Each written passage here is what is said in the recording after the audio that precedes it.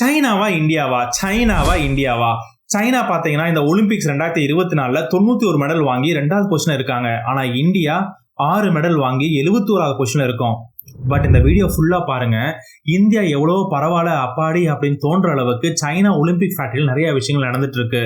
நம்ம அந்த செக்மெண்ட்டுக்கு போறதுக்கு முன்னாடி கொஞ்சம் சீரியஸாவே சைனா எப்படி அசூர வளர்ச்சி எடுத்து ஒலிம்பிக்ஸ்ல இவ்வளவு மெடல் ஜெயிக்கிறாங்க, இந்தியா பாதிக்கு பாதி கூட பக்கத்துல வர முடியல. இந்தியாவில் இருக்கிற டேலண்ட் விடவா சைனாவில் இருக்கு? சைனா முதல்ல ஒலிம்பிக்ஸ்ல 1924ல பார்ட்டிசிபேட் பண்ணாங்க, ரிபப்ளிக் ஆஃப் சைனாங்கிற பேர்ல. அதுக்கப்புறம் பீப்புள் ரிபப்ளிக் ஆஃப் சைனான்னு சொல்லிட்டு 1952ல ஒரே ஒரு கேமுக்கு ஒரே ஒரு ஈவெண்ட்ல ஒரே ஒருத்தர் பார்ட்டிசிபேட் பண்ண வந்தாரு. அதுக்கப்புறம் ஏகப்பட்ட ப்ரொடெஸ்ட். ஏன் அப்படின்னு பாத்தீங்கன்னா சைனாங்கிற பேர்ல பீப்புள் ரிபப்ளிக் ஆஃப் சைனா ஒன்று, ரிபப்ளிக் ஆஃப் சைனா ஒன்று, 2 டீம் பார்ட்டிசிபேட் பண்ணாங்க. இது யார் அபிஷியலா இருக்கணும் சைனா கீழே அப்படிங்கிற ஏகப்பட்ட குளறுபடிகள், ஏகப்பட்ட பிரச்சனை, தாய்வான் ப்ரொடெஸ்ட், இது மாதிரி ஏகப்பட்ட பிரச்சனைகள் நடந்துட்டு இருந்துச்சு. அதுக்கப்புறம் அபிஷியலா சைனா பேனர் கீழே பீப்புள் ரிபப்ளிக் ஆஃப் சைனா, அதாவது இப்ப இருக்கிற சைனா 1980ல தான் முத அபிஷியலா பார்ட்டிசிபேட் பண்றாங்க. அதுக்கப்புறம் சைனாக்கு ஏறுமுகம் தான் ஒலிம்பிக்ஸ்ல. சைனா 1980ல அபிஷியலா ஒலிம்பிக்ஸ்குள்ள போனாங்க. நம்ம இந்தியா 1900லேயே, அதாவது சைனாக்கு முன்னாடி 80 வருஷத்துக்கு முன்னாடியே நம்ம ஒலிம்பிக்ஸ்குள்ள போயிட்டோம். அந்த ஒலிம்பிக்ஸ்லயே 2 சில்வர் மெடல் அடிச்சிருக்கோம்.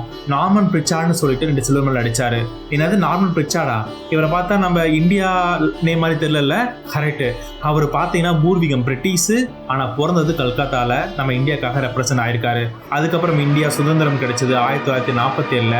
அதுக்கப்புறம் 1948ல அப்பவே நம்ம 86 அத்லெட் ஒலிம்பிக்ஸ்க்காக நம்ம சென்ட் பண்ணியிருக்கோம். அப்பவே சைனா ஒலிம்பிக்ஸ்குள்ள வரத்துக்கு முன்னாடியே நம்ம கோல்டு, சில்வர், பிரான்ஸ் மெடலா வாங்கி வச்சிருக்கோம். ஆனா இப்ப எல்லாம் தலைகீழா மாறிடுச்சு. கரெக்ட் தானே? நீங்க சப்ஸ்கிரைப் பண்ணலாம், மறக்காம சப்ஸ்கிரைப் பண்ணுங்க. உங்களை தேடி நல்ல இன்ஃபர்மேஷன், உங்களுக்கு தேவையான இன்ஃபர்மேஷன் கொண்டு வந்து சேர்க்கறதுக்காக காத்துட்டு இருக்கோம். இது உங்களுக்காக. உள்ள போலாமா? இந்த வீடியோல நம்ம 2 விஷயம் பார்க்க போறோம்.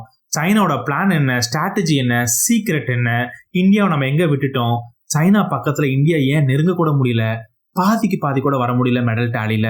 அப்புறம் சைனாவோட ஒலிம்பிக் ஃபேக்டரி. நீங்களே முடிவு பண்ணிக்கங்க சைனாவா இந்தியான்னு இந்த வீடியோ பார்த்த பிறகு.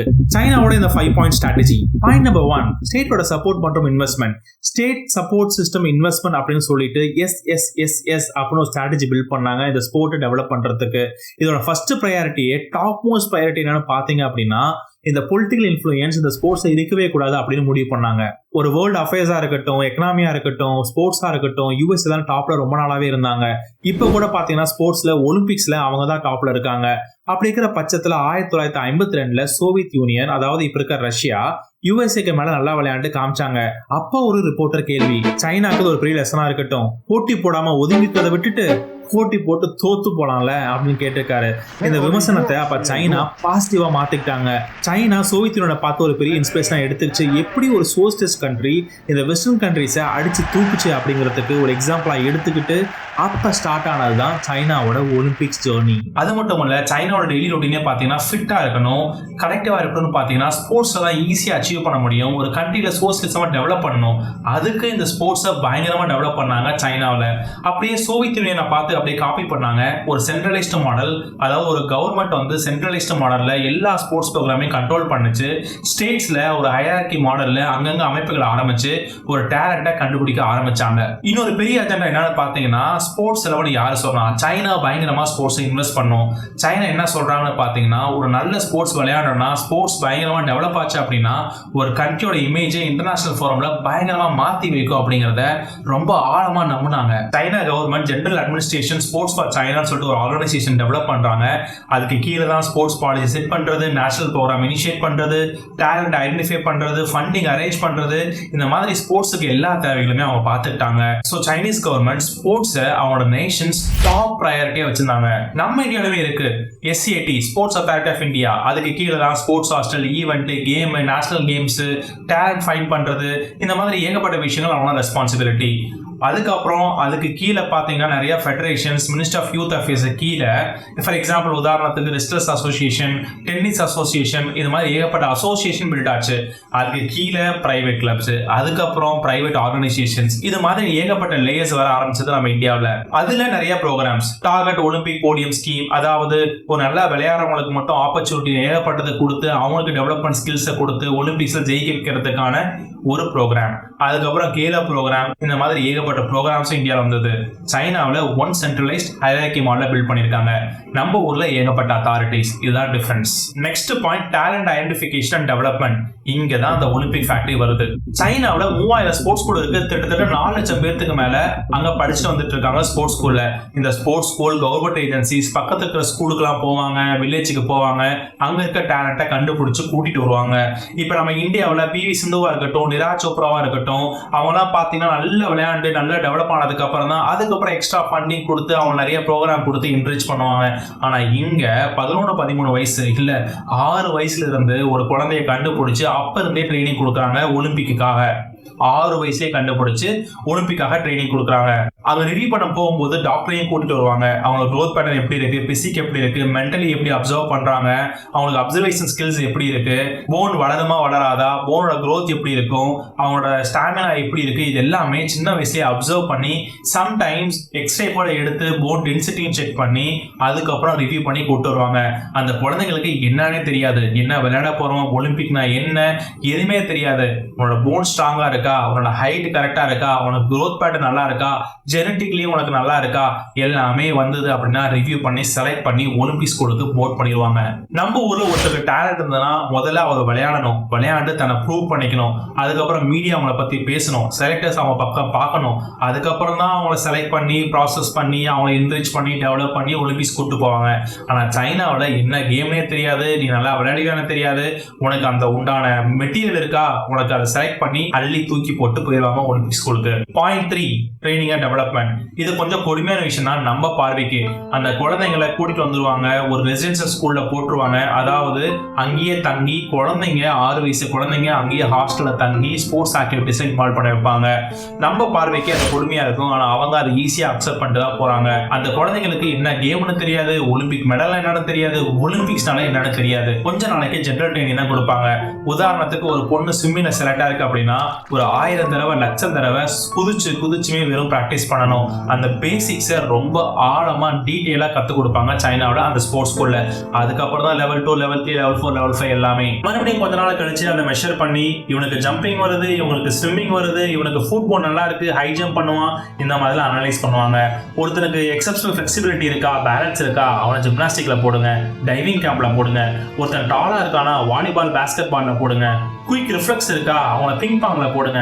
கிட்ஸ் வந்து ரொம்ப லாங் ஆமா இருக்காங்களா ஸ்விம்மிங்ல போடுங்க, ஜாவ்லின்ல போடுங்க. இந்த மாதிரி எல்லா விஷயங்களுக்கும் ஒரு கேமை வச்சிருக்காங்க. அந்த கேப்பபிலிட்டியோட அந்த ஒரு மெட்ரிக்ஸோட வந்தாங்க அப்படின்னா அதுக்கு உண்டான கேமை தூக்கி போடுறாங்க சைனாவில். நான் முன்னாடியே சொன்ன மாதிரி கொஞ்ச நாளைக்கு பிறகு ரீஎவாலுவேட் பண்ணி ஸ்பெசிபிக் ஃபோக்கஸ் ஸ்கில் டெவலப்மெண்ட் பண்ணுவாங்க. அதாவது ஃபுல் ஸ்கூல் லைஃபுமே அந்த ப்ரொவிஷனல் ஸ்கூல் லைஃப்ல ஃபர்ஸ்ட் ட்ரைனிங் பண்ணுவாங்க, அதுக்கப்புறம் ஜென்ரல் ப்ரோக்ராம் பண்ணுவாங்க, அதுக்கப்புறம் ஸ்பெசிபிக் ப்ரோக்ராம்ஸ் பண்ணுவாங்க. இந்த ஸ்போர்ட்ஸ் ஸ்கூல் லைஃப் பார்த்தீங்கன்னா ஃபுல் டேவுமே இந்த ஸ்போர்ட்ஸ் உண்டான ஆக்டிவிட்டிஸாக நடக்கும். 6 மணி நேரம் 8 மணி நேரம். படிக்கிறது எப்படின்னு பார்த்தீங்கன்னா ஒரு நாளைக்கு 1 மணி நேரம் 2 மணி நேரம் தான் படிக்கிறதுக்கே கொடுப்பாங்க.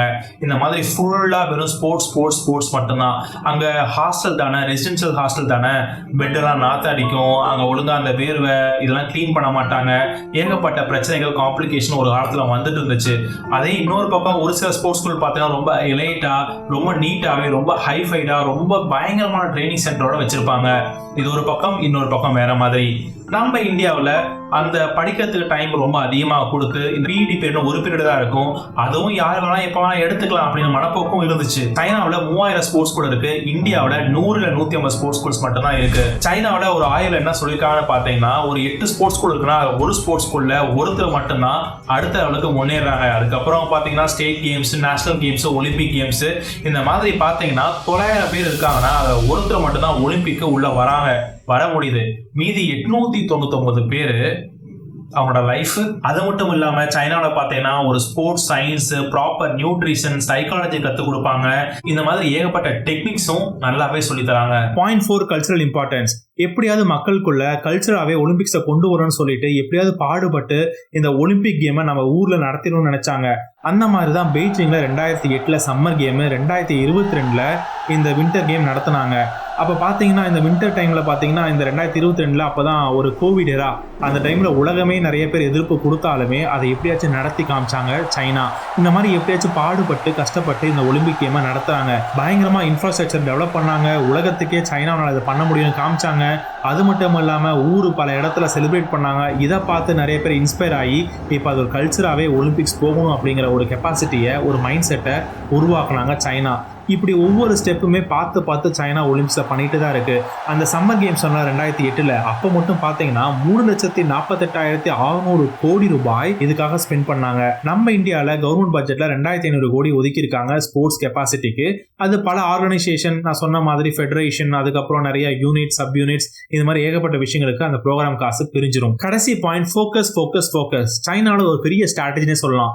எல்லா கேமே பார்ட்டிசிபேட் பண்றதுக்கு பதிலா கரெக்டா நம்மளுக்கு என்ன வரும், எது நீச்சி, எதுல ப்ராபபிலிட்டி அதிகமா இருக்கு, எதுல காம்படிஷன் கம்மியா இருக்கு, இதெல்லாம் பார்த்து அந்த கேமை குறிக்கோள் வச்சு அந்த கேமை குறிப்பாத்து தட்டி தூக்குறது தான் சைனாவோட ஸ்ட்ராட்டஜி.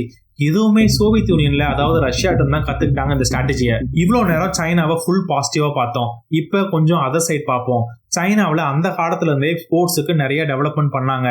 அப்ப பாத்தீங்கன்னா ஒரு நாளைக்கு 3 times மீல் வந்து சைனா கொடுக்குது, ஸ்போர்ட்ஸ்ல வந்து கலந்துக்குங்க அப்படின்னு சொல்லும் போது எல்லாருமே போய் கலந்துக்கிட்டாங்க. அது ஒரு நேஷனல்ஸ் அஜெண்டாவே கொண்டு வந்தாங்க, ஒரு பெரிய அஜெண்டாவா கொண்டு வந்தாங்க. இப்ப ஸ்போர்ட்ஸ் ஸ்கூல்ஸ் நிறைய இடத்துல இருக்கு. அதுவும் சின்ன சின்ன குழந்தைங்க ஒரு ரெசிடென்சியல் ஸ்கூல்ல ஏகப்பட்ட ப்ராப்ளம் அனுபவிச்சுட்டு இருக்கு. அங்க போட்டு மிதிப்பாங்க. நம்மளுக்கு பார்க்கறதுக்கு ரொம்ப கஷ்டமா இருக்கு. ஆனா அங்க இருக்க பேரண்ட்ஸ் என்ன சொல்றாங்கன்னா, ஏன் குழந்தை ஒலிம்பிக்ஸுக்காக ரொம்ப கஷ்டப்படுறா அப்படின்னு சொல்றாங்க. நான் முன்னாடியே சொன்ன மாதிரி 900 பேர்த்துல அந்த ஒருத்தர் தான் ஒலிம்பிக் போறாங்க. மீதி 891 பேரு ரிட்டையர்மெண்ட்டுக்கு போயிடுறாங்க. அதாவது எதுவுமே சாதிக்க முடியாம வெறும் ரிட்டையர்மெண்ட். அவங்களுக்கு நிறைய படிச்சிருக்க மாட்டாங்க, வெறும் ஸ்போர்ட்ஸ்ல மட்டுமே இருந்திருப்பாங்க. பட் அவங்களோட நிலைமை பாவர்ட்டி. என்ன கேம்னே தெரியாது, எதுனே தெரியாது, ஒலிம்பிக் மெடல் மெடல் மெடல் அப்படின்னே அவங்க ஃபுல் லைஃபுமே ஒலிம்பிக்காக மட்டும்தான் செலவழிக்கிறாங்க அந்த செட் ஆஃப் பீப்புள். சைனாவில் இந்த ஒன் சைல்ட் பாலிசி இருக்கு. அப்படி இருக்கும் போதே அவங்க வீட்டுக்கு இருக்கிற ஒரு குழந்தை தான், அந்த ஒரு குழந்தை சைனா ஒலிம்பிக்காக பாடுபடுது, அது பரவாயில்ல. ஆனா அந்த ஒரு குழந்தை சைனா ஒலிம்பிக்காக போக முடியல அப்படின்னு நினைக்கும் போது மறுபடியும் அன்எம்ப்ளாய்மெண்ட், ஒரு பாவர்ட்டிக்கு தள்ளப்படும் போது அவங்களோட நிலைமை என்ன ஆகிறது? இப்ப நம்ம ஊர்ல பாத்தீங்கன்னா படிக்கிறது அதிகமாக டைம் ஸ்பெண்ட் பண்ணுவோம், விளையாட்டுக்கும் ஸ்பெண்ட் பண்ணுவோம். கொஞ்சம் பிக்கப்பாக விளையாட்டுக்கு அதிகமாக இன்வால்மெண்ட் கொடுத்து நம்ம அந்த இடத்துக்கு போயிட்டு இருக்கோம். இப்போ நம்மளுக்கு இன்னும் 2 ட்ராக் இருக்குன்னே சொல்லலாம். ஆனால் அவங்களுக்கு ஒரு ட்ராக் தான். அந்த ஒரு ட்ராக் நீ இப்போ ஃபெயில் ஆகிட்ட அப்படின்னா ஒன்றுமே கிடையாது, திரும்பி நீ உளுந்துட வேண்டிதான். அது மட்டும் இல்லாமல் சைனாவில் இன்னொன்று, இப்போ நான் நிறைய லெவல் சொன்னேன்ல, லெவல் 1 நீ ஜென்ரல் ப்ரோக்ராம் அட்டன் பண்ணு, அதுக்கப்புறம் லெவல் 2, அப்புறம் லெவல் 3 ஸ்பெசிஃபிக் ப்ரோக்ராம்ஸ், அதுக்கப்புறம் ஒலிம்பிக் ட்ரைனிங். இந்த மாதிரி ஏகப்பட்ட லெவல்ஸ் இருக்கு. அந்த ஒரு லெவல்ல நீ தோத்துட்ட, உன்னால அச்சீவ் பண்ண முடியல, நீ மறுபடியும் மீண்டு இருந்துச்சு வர முடியல அப்படின்னா அப்பவே உனக்கு கொடுக்குற ஃபைனான்சியல் சப்போர்ட் எல்லாமே கவர்மெண்ட் அப்பவே ஸ்டாப் பண்ணிடும். இந்த மாதிரி ஏகப்பட்ட ப்ராப்ளம்ஸ், காம்ப்ளிகேஷன்ஸ் இருக்கு. மேஜர்லி அந்த ஒலிம்பிக் ஃபேக்டரின்னு சொல்ல போற இடத்துல இவ்வளோ ஸ்போர்ட்ஸ் ஸ்கூல் வச்சு இந்த ஒரு விஷயத்துக்காக, அது நேஷன் ப்ரைடுன்னு சொல்லலாம், இல்ல மற்ற கண்ட்ரியோட எங்க கண்ட்ரி சிறந்தது விளங்கணும் அப்படிங்கிறதுக்காக இப்ப இருக்க பேரண்ட்ஸ் வந்து அந்த மென்டாலிட்டிலாம் விட்டுட்டு, அதாவது சைனாவில் எனக்கு ஸ்போர்ட்ஸ் ஸ்கூல் வேண்டாம், எனக்கு ஒரு நார்மல் ஸ்கூல் போதும், அதுக்கப்புறம் ஒரு யூனிவர்சிட்டி டிகிரி இருந்தா போதும், நான் வேலைக்கு போய்க்கிறேன் அப்படிங்கிற கிளம்புற ஒரு சர்டன் டைப் ஆஃப் பீப்புளும் இருக்காங்க.